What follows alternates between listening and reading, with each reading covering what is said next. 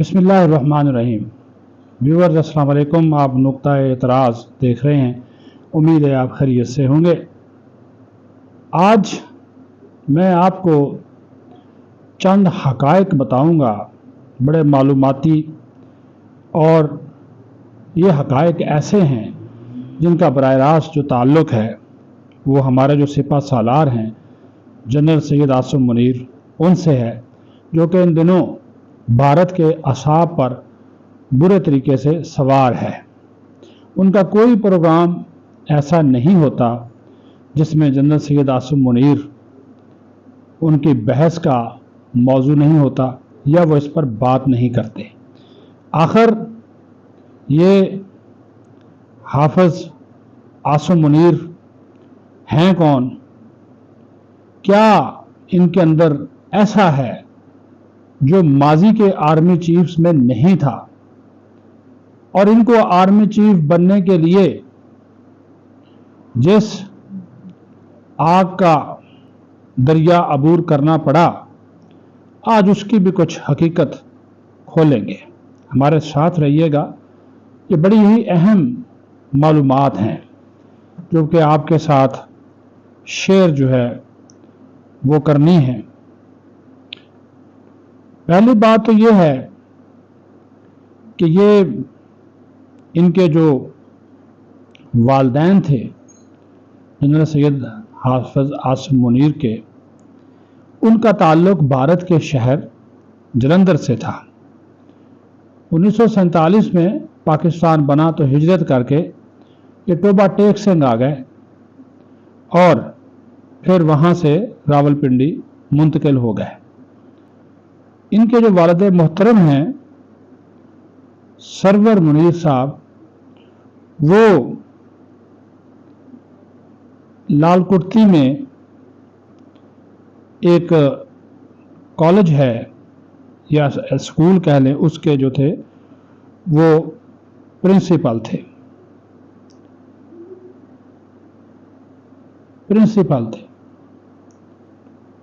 इनके दो और भाई भी हैं,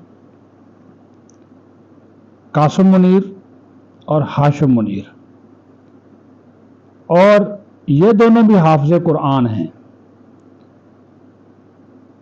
रावलपिंडी के इलाके डेरी हसनाबाद से हाफ़िज़ जनरल आसिम मुनीर का ताल्लुक़ है। ऑफिसर ट्रेनिंग स्कूल, जिसको हम OTS कहते हैं, उसके ज़रिए ये ऑफिसर बने हैं, और इनका ताल्लुक़ मंगला की 17 OTS से है। एक इंतहाई ज़हीन, काबिल और लायक तालिब इल्म थे, और जब इनकी पैदाइश हुई 1968 में, तो 1974 में जब ये 6-7 साल के थे तो इनके जो वालिद मोहतरम थे सरवर मुनीर, वो इनको कुरान पाक हिफ़्ज़ करवाने के लिए एक जो मदरसा था वहाँ पे वो ले गए, जहाँ पर इनके जो उस्ताद हैं वो थे हाफ़िज़ खलील अहमद, जो कि सीनियर सहाफ़ी रोज़नामा जंग के जो ब्यूरो चीफ हैं, हाफ़िज़ ताहिर खलील साहब उनके वालिद मोहतरम थे।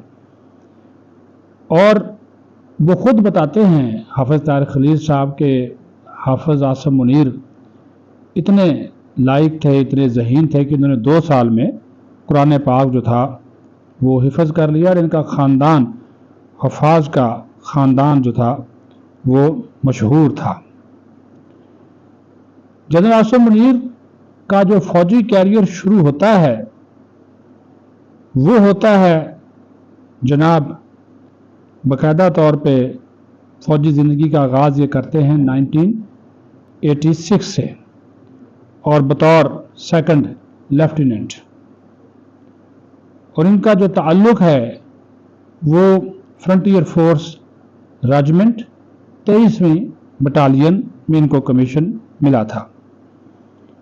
फिर ज़ाहिर है आगे तरक्की की मनाज़िल तय करते हुए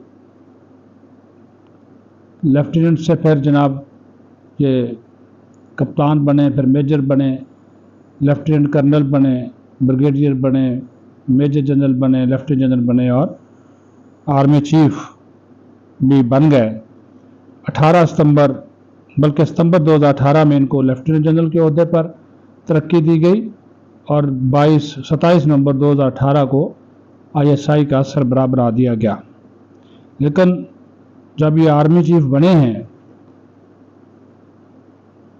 आर्मी चीफ ये बने हैं जनाब 24 नवंबर 2022 को इनकी तैनाती की गई, इनको नोटिफिकेशन किया गया। उस वक्त ये क्वार्टर मास्टर जनरल के ओहदे पर फाइज थे। उससे पहले ये, जिस तरह मैंने बताया कि ये पहले आर्मी चीफ हैं जो कि ISI और मिलिट्री इंटेलिजेंस के भी सरबराह रहे, और पहले आर्मी चीफ हैं जो कि क्वार्टर मास्टर जनरल थे पहले और उसके बाद फिर आर्मी चीफ बने। हिलाल इम्तियाज़ मिलिट्री, निशान इम्तियाज़ मिलिट्री समेत बहुत से एजाज़ात इनके पास हैं। ये मैं मुख्तसर कर रहा हूँ ताकि मैं फिर असल मुद्दे पे आ जाऊँ, ताकि ये बताना बहुत ज़रूरी है क्योंकि इनका जो है वो तरीका, जो इनका अगला मरहला है इस बात गुफ्तगू का, वो आपको समझने में आसानी हो। अब यहाँ पे थोड़ा सा आपका वक्त लेंगे। 27 नवंबर 2018 को ISI का इनको सरबराह बनाया जाता है, लेकिन इनका ये दौर इंतहाई मुख्तसर रहता है। 9 माह बाद ये अचानक उस वक़्त का वज़ीर आज़म इमरान खान अपनी बेगम बुशरा बीबी के हुक्म पर, मैं लफ्ज़ इस्तेमाल करूँगा हुक्म पर, इन्हें जो है वो ISI के ओहदे से न सिर्फ हटाता है बल्कि फौरी तौर पर लेफ्टिनेंट जनरल फैज़ हमीद को ISI का नया सरबराह मुकर्रर कर दिया जाता है, वो भी बुशरा बीबी के हुक्म पर। क्योंकि बुशरा बीबी और फैज़ हमीद के दरमियान ये जो मुवक्किलान और जिन्नो शिन्नो की कहानियाँ हैं ना, वो उधर से ही सारी बातें इमरान खान तक पहुँचाई जाती थी, इंटेलिजेंस लीक की जाती थी। इनको कोर कमांडर गुजरांवाला तैनात कर दिया। अगर उसकी वजह सुन लीजिए, बतौर DG ISI, क्योंकि ये सीधे आदमी हैं, ये आपको बता दूं, गलत काम पसंद नहीं करते हाफिज आसिम मुनीर साहब। जब ये इनको हटाया क्यों गया, ये भी एक ज़बरदस्त कहानी है, वाक़या है। और इसके रावी जो हैं वो खुद सीनियर सहाफ़ी और इनके जो करीबी दोस्त हैं, मोहसिन जमील बेग साहब जो कि सीनियर सहाफ़ी तज़कियाकार हैं, वो इसके रावी हैं। वो ये कहते हैं कि बुशरा बीबी ने जब ये वज़ीर आज़म इमरान खान बना और उसने बुज़दार को बना दिया, बुशरा बीबी, फराह गोगी, इनके कारनामे, माल पानी पकड़ना, वो चीज़ें मंजर आम पर आना शुरू हुई, तो बतौर DG ISI इन्होंने इमरान खान को उसके हवाले से आगाह करना शुरू कर दिया, जिस पर बुशरा बीबी ने इमरान खान के कान भरे कि यह शख्स तुम्हारे खिलाफ है, ये तुम्हारे लिए ठीक नहीं है, मैंने हिसाब किताब लगवाया है। मेरे मुवक्किल ये कहते हैं कि इनसे आप जान छुड़ाएं और इनको हटाए, आप फौरी तौर पे हटाएं, बिल्कुल हटाएं। उसने जनरल बाजवा को तलब किया, जनरल बाजवा से कहा कि भाई इस बंदे को हटाएं। ज़ाहिर है वो वैसे तो ISI का सरबराह वज़ीर आज़म के अंडर होता है, तैनाती भी वज़ीर आज़म करता है, लेकिन उसमें आर्मी चीफ की मर्जी शामिल होती है।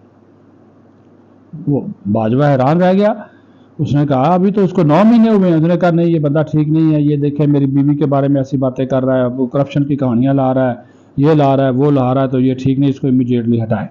बहरहाल जी बादल नखास था, क्योंकि बाजवा साहब के भी अपने अज़ाइम थे, वो सियासी आर्मी चीफ था, उसने इनको हटा दिया और कोर कमांडर गुजरांवाला तैनात कर दिया।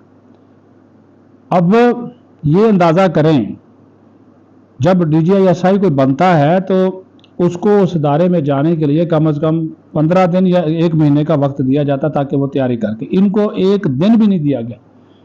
हाफिज साहब अपने दराज में पड़ी हुई अपनी ज़ाती अशिया भी नहीं निकाल सके और इनको कहा गया आपने इमीडिएटली दफ्तर खाली करना है। वो दफ्तर छोड़ के चले गए। नोटिफिकेशन आने के बाद अगले ही दिन लेफ्टिनेंट जनरल जो है फैज़ हमीद वहाँ पे पहुँच गए। इतना मौका भी नहीं दिया कि वो अपनी ज़ाती अशिया, डायरिया, शहरियाँ वहाँ से उठा सके, इतनी काली थी। और उसके बाद फिर इनको ये जो कोर कमांडर गुजरांवाला, इनको जब तैनात कर दिया गया तो वहाँ पे फिर जनाब इनकी निगरानी शुरू करा दी उसको बतौर DG ISI इसने, फैज़ हमीद ने। वो पिंडी आते थे तो लोगों की गाड़ियों में छुप कर वो आते थे या गाड़ियां बदल बदल कर आते थे, इतना उनके ये खिलाफ हो गया। फिर मास्टर टाइल्स का स्कैंडल बनवा दिया कि उनके साथ इन्होंने कोई करप्शन की है या माल पानी मांगा है, उसकी तहकीकात हुई, वो जाली सब कुछ निकला, वो भी फैज़ हमीद उसका जिम्मेदार।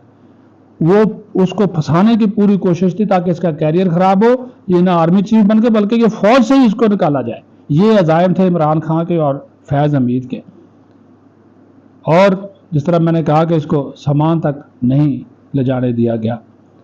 बहरहाल वो कोर कमांडर गुजरांवाला के तौर पर जो है वो तैनात रहे। उसके बाद जब ये काम शुरू हुआ नए आर्मी चीफ की तकर्री के हवाले से, तो थोड़े दिन पहले क्वार्टर मास्टर जनरल के तौर पर इनकी तैनाती कर दी कि जब फौज में रूटीन के तकर्र और तबादले हुए तो ये क्वार्टर मास्टर जनरल बन गया। और उसके बाद फिर जब इनके नाम आना शुरू हुए, 4-5 नाम थे, पहले 2 में इनका भी जिक्र था, हाफिज साहब का भी, तो जनरल कमर जावेद बाजवा की पहली तरजीह थी कि वो एक्सटेंशन लें।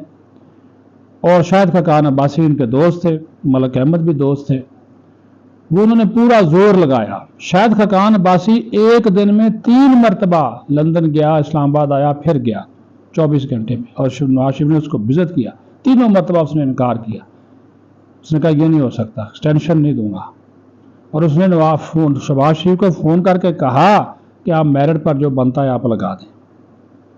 बताया गया कि ये 2 मेरिट पर आते हैं। कहा जी एक को आर्मी चीफ लगा दें, एक को chairman joint chief of staff committee लगा दें, इन झंझटों में ना पड़े। उन्होंने कहा जी ठीक, और वो टिक गया इसके ऊपर। फिर मलक अहमद और सिफारिशें कि बाजवा को जो एक्सटेंशन दी जाए, नवाज शरीफ कहता नहीं देंगे।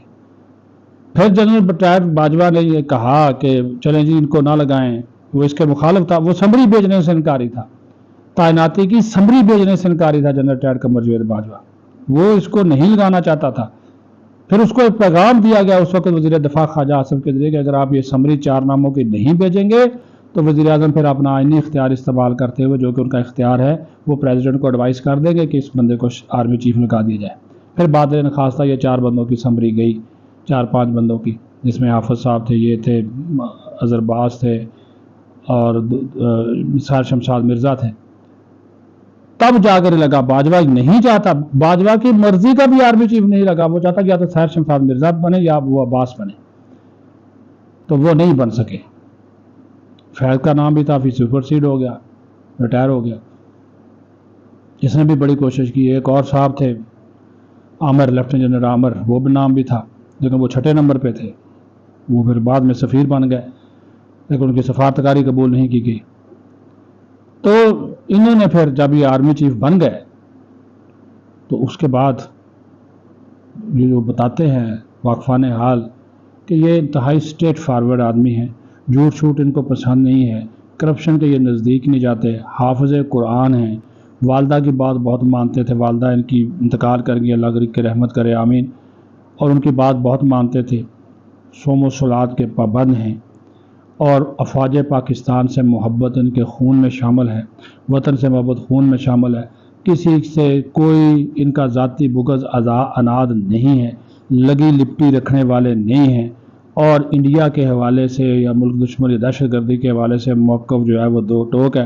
हुक्मरान जमात हो या फ़ौज के अंदर कोर कमांडर्स कॉन्फ्रेंस हो, फॉर्मेशन कमांडर्स कॉन्फ्रेंस हो, जो अपनी बात कहनी है वो कह देते हैं, उससे ये डरते नहीं हैं। कोई इनके सियासी अज़ाइम नहीं हैं, फ़ौजी अज़ाइम हैं। वो हर एक सिपा सलार के होते हैं कि दुश्मन को शिकस्त देनी है, प्लान बनाना है, और बनाया और कामयाब करके दिखा दिया। ये इनका एक तुरा इम्तियाज़ था जो इनको बाकी आर्मी चीफ से जो है वो मुनफरद करता है कि सीधे हैं, कोई पंगेबाजी नहीं है, कोई वज़ीर आज़म के ख़िलाफ़ साजिश नहीं है, कोई वज़रा के ख़िलाफ़ साजिश नहीं है, कोई अपने बंदे नहीं लगवाने हैं। उनके साथ बनाकर रखी, उन्होंने इनके साथ बनाकर रखी, रूल्स ऑफ गेम तय हैं, वो इनको मुद्दे नहीं छेड़ते, ये इनको नहीं छेड़ते। ठीक है जी। और फिर तीसरी बात इसमें यह है कि MI हो, ISI हो, ISPR हो, सारे जो अहकामात होते हैं, इन जो सिपा सलार के अहकामात होते हैं, फिर उसी को आगे बढ़ाया जाता है। कोई उसमें हेर फेर नहीं है। जनरल बाजवा के दौर में नहीं था, اس وقت ایم آئی کچھ اور کہتی تھی، آئی ایس آئی کچھ اور کہتی تھی، آئی ایس پی آر کچھ اور کہتا تھا. اب سب ہم آہنگی ہے، بالکل ہم آہنگی کے ساتھ آگے بڑھا جاتا ہے. یہ چیز ان کو باقی آرمی چیفز کے ساتھ جو ہے وہ منفرد کرتی ہے کہ ارادے کے پکے ہیں، جھکنے والے نہیں ہیں. اور اپنے جو ماتحت ہیں یہ فوجی جوان ہیں ان کو بھی یہی کہتے ہیں، قرآن پاک کی آیات کا احادیث مبارک کا حوالہ دیتے ہیں. جنگ ہوئی تب بھی نماز فجر کے بعد آدھے گھنٹے کا لیکچر دیا، جذبہ جہاد کو اجاگر کیا، ایمان تقوی. فوج کا سپاہی ان سے محبت کرتا ہے اور آج پوری قوم ان سے محبت کرتی. کس وجہ سے؟ کہ انہوں نے قوم کا سر جھکنے نہیں دیا. جو پلان کیا، جو منصوبہ بندی کی، جو حکمت عملی باقی چیفز کے ساتھ مل کر، یہ نہیں اکیلے، باقی chairman joint chief of staff committee جو کہ فوج پاکستان کے تینوں بری، فضائی اور بحری فورسز کے جو اس کو چین آف کمانڈ ایک ہے، اس کے سر شمشاد مرزا وہ شامل ہیں، تینوں فورسز کے سربراہ شامل ہیں. مل کر جو پلان کیا، جو اسٹریٹجی بنائی، اس کو پھر کلمینیٹ کیا، آگے بڑھایا، مکمل کیا، اور نتیجہ جو ہے وہ آپ کے سامنے ہے. تو یہ ہے وہ اس بہادر شیر جوان کا اصل آرمی چیف ہونا. متوسط طبقے سے ہیں، کوئی بڑا نہیں ہے، کوئی امیر کبیر گھرانہ نہیں ہے. یہ بھی آپ کو اپنے بچوں کو بھی یہی سکھاتے ہیں، بھائیوں کو بھی، بھائی بھی حافظ قرآن ہیں، ان کی اولادیں بھی ایسے ہی ہیں. لیکن کوئی اس قسم کی ہینکی پھینکی ادھر ادھر جانا ان کی ذات کا حصہ وہ نہیں ہے. عزائم بھی میں نے کہا سیاسی نہیں ہیں. 3 سال کے لیے بنے تھے، 22 میں، 25 میں ان کی 3 سال کی مدت نومبر میں پوری ہو جانی ہے. لیکن آپ کو پتہ ہے کہ وہ قانون پاس ہو گیا ہے تو یہ 2027-28 تک رہ سکتے ہیں، اور آگے بھی ان کو جو ہے وہ پھر ایکسٹینشن مزید جو ہے وہ مل سکتی ہے. تو یہ ایک اچھا شخص ہے جس نے پوری قوم کو نہ صرف متحد کیا بلکہ زندہ کیا. اور اس کے جو ان کے جو چاہنے والے ہیں، اور جو فوج کے اندر، فوج کے خلاف یوتھیوں نے ایک نفرت پیدا کرنے کی کوشش کی تھی، وہ اب فوج ایک ہے، عوام اور فوج ایک ہے، فوج اور عوام ایک ہیں. اس میں کسی قسم کی کوئی دراڑ جو ہے وہ نہیں آئی ہے، نہ اس میں کسی کو اب کامیابی جو ہے وہ حاصل ہوئی ہے. اور فوج پاکستان زندہ باد، پاکستان پائندہ باد.